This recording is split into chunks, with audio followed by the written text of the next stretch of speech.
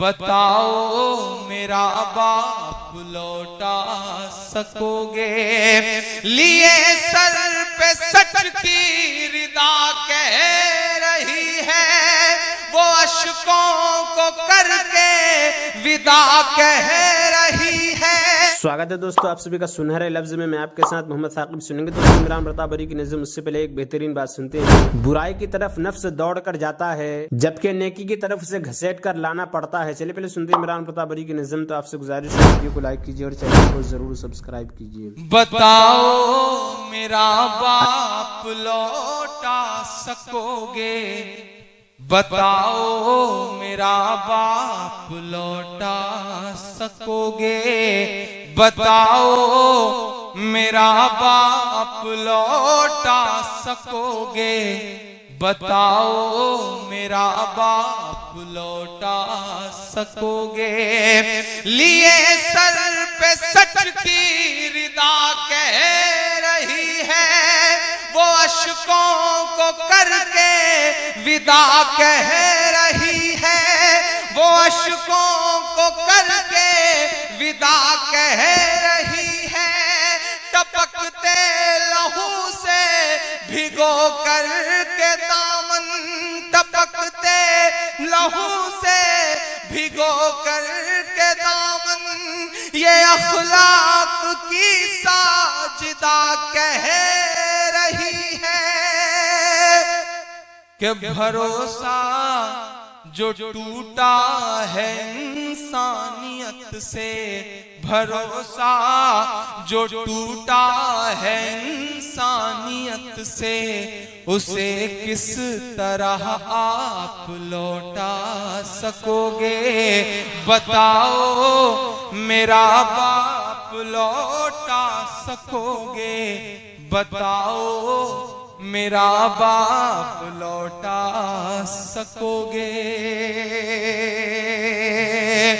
मैं एक बंद पढ़ता हूं साहब। 2 अक्टूबर से 3 दिन पहले का ये वाकया था। 2 अक्टूबर को जामिया में गांधी जी की जयंती पे बहुत बड़ा मुशायरा था। केजरीवाल साहब मेहमान खुसूसी थे, मैं वहां खड़ा था। मैंने ये दर्द वहां गाया।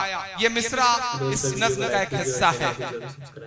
वो गांधी के इस देश से कह रही है, वो नफरत के परिवेश से कह रही है।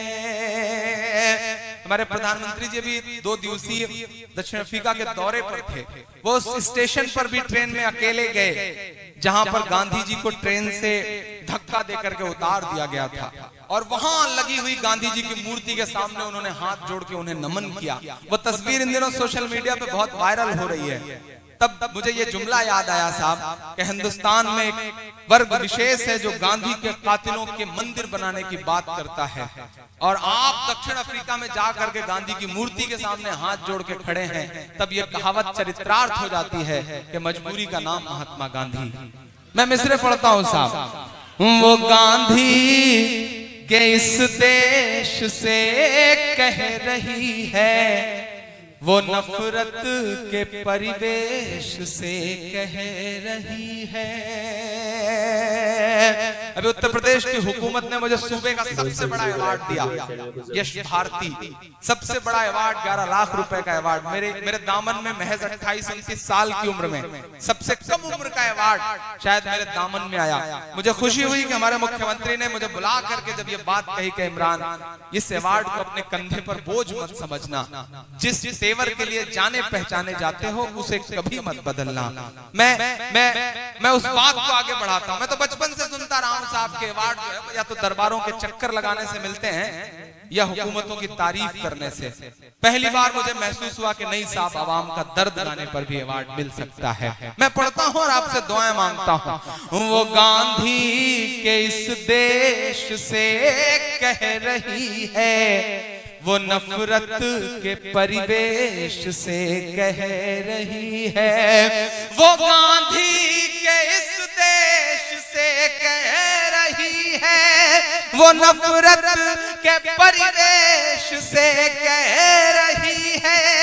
सियासत के मासूम चेहरे भी सुन ले, वो राहुल से अखिलेश से कह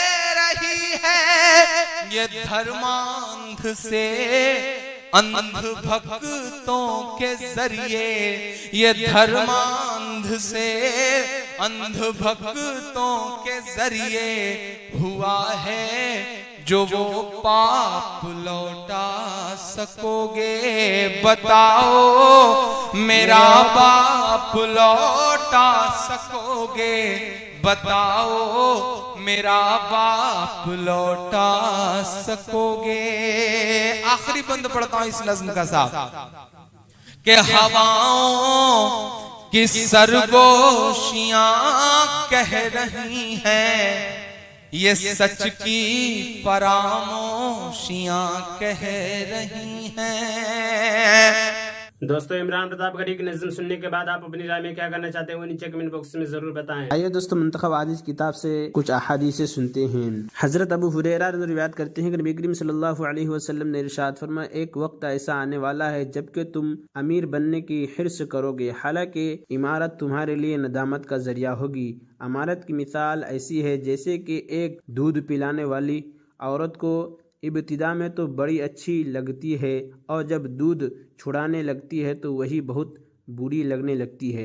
फ़ायदा, हदीस शरीफ के आखिरी जुमला का मतलब यह है कि जब इमारत किसी को मिलती है तो अच्छी लगने लगती है जैसे बच्चे को दूध पिलाने वाली अच्छी लगती है, और जब इमारत हाथ से जाती है तो ये बहुत बुरा लगता है जैसे दूध छोड़ना बच्चे को बहुत बुरा लगता है।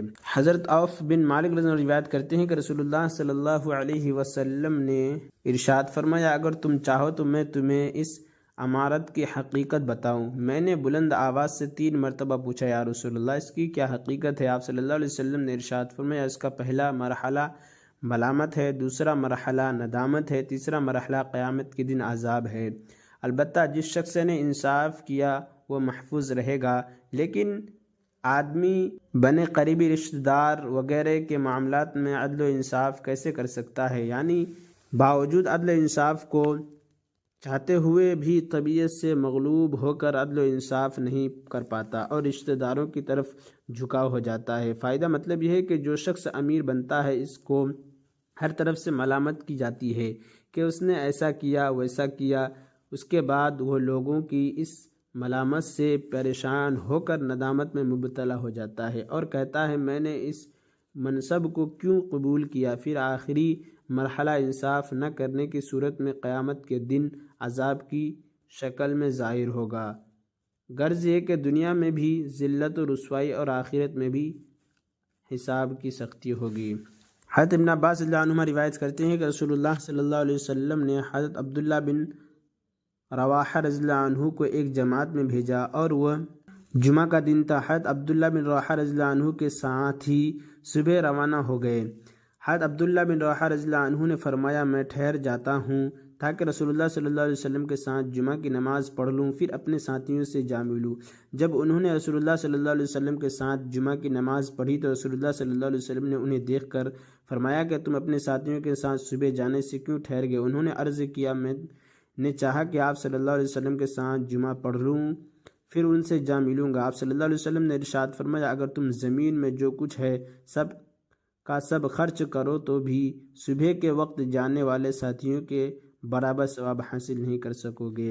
हद बरा बिन गारिब रज़ियल्लाहु अन्हु रिवायत करते हैं कि रसूलुल्लाह सल्लल्लाहु अलैहि वसल्लम ने इरशाद फरमाया, बदतरीन सूद अपने मुसलमान भाई की आबरू यज़ीरी करना है, यानी उसकी इज्जत को नुकसान पहुंचाना है, चाहे किसी तरीके से हो, मसलन ग़ीबत करना, हक़ीर समझना, रुस्वा करना वगैरह वगैरह। फ़ायदा, मुसलमान की आबरू रेज़ी को बदतरीन सूद इस वजह से कहा गया है कि जिस तरह सूद में दूसरे के माल को नाजायज़ तरीक़ा पर लेकर उसे नुकसान पहुंचाया जाता है, इसी तरह मुसलमान की आबरू रेज़ी करने में इसकी इज्जत को नुकसान पहुंचाया जाता है। और चूँकि मुसलमान की इज्जत उसके माल से ज़्यादा मुहतरम है, इस वजह से आबरू रेज़ी को बदतरीन सूद फरमाया गया है। हज़रत उमर बिन ख़त्ताब रज़ियल्लाहु अन्हु रिवायत करते हैं कि मैंने रसूलुल्लाह सल्लल्लाहु अलैहि वसल्लम को ये इरशाद फरमाते हुए सुना, जो शख्स मुसलमानों का गल्ला खाने पीने की चीज़ों को रोके रखे, यानी बावजूद ज़रूरत के फ़रोख्त न करे, अल्लाह ताला उस पर कोढ़ और तंगदस्ती को मुसल्लत फरमा देते हैं। फ़ायदा, रोकने वाले से वो शख्स मुराद है जो लोगों की ज़रूरत के वक्त महंगाई के इंतज़ार में गल्ला रोके रखे, जबकि गल्ला आम तौर पर न मिल रहा हो। हज़रत आयशा रज़ियल्लाहु अन्हा फरमाती हैं कि मैंने रसूलुल्लाह सल्लल्लाहु अलैहि वसल्लम को इरशाद फरमाते हुए सुना, जब किसी मुसलमान को कांटा चुभता है या उससे भी कोई कम तकलीफ़ पहुंचती है तो उसके बदले अल्लाह ताला की तरफ से उसके लिए एक दर्जा लिख दिया जाता है और उसका एक गुनाह माफ़ कर दिया जाता है। हज़रत अबू हुरैरा रिवायत करते हैं कि रसूलुल्लाह सल्लल्लाहु अलैहि वसल्लम ने इरशाद फरमाया, अल्लाह ताला के बाज़ ईमान वाले बंदे और ईमान वाली बंदी पर अल्लाह ताला की तरफ से मसाइब और हवादिस आते रहते हैं, कभी उसकी जान पर, कभी उसकी औलाद पर, कभी उसके माल पर, और उसके नतीजा में उसके गुनाह झड़ते रहते हैं, यहाँ तक कि वो मरने के बाद अल्लाह ताला से इस हाल में मुलाकात करता है कि इसका एक गुनाह भी बाकी नहीं रहता। और इमरान प्रतापगढ़ी से जुड़ी खबरों और नज़मों के लिए हमारे इस चैनल को ज़रूर सब्सक्राइब करें। मिलते हैं किसी और वीडियो में से नई नज़म और नई खबरों के साथ। तो जब तक के लिए दीजिए मुझे इजाज़त और रखिए अपना ख्याल। आप देख रहे थे सुनहरे लफ्ज़ और मैं आपके साथ मोहम्मद साकिब। अस्सलामु अलैकुम रहमतुल्लाहि व बरकातुहू।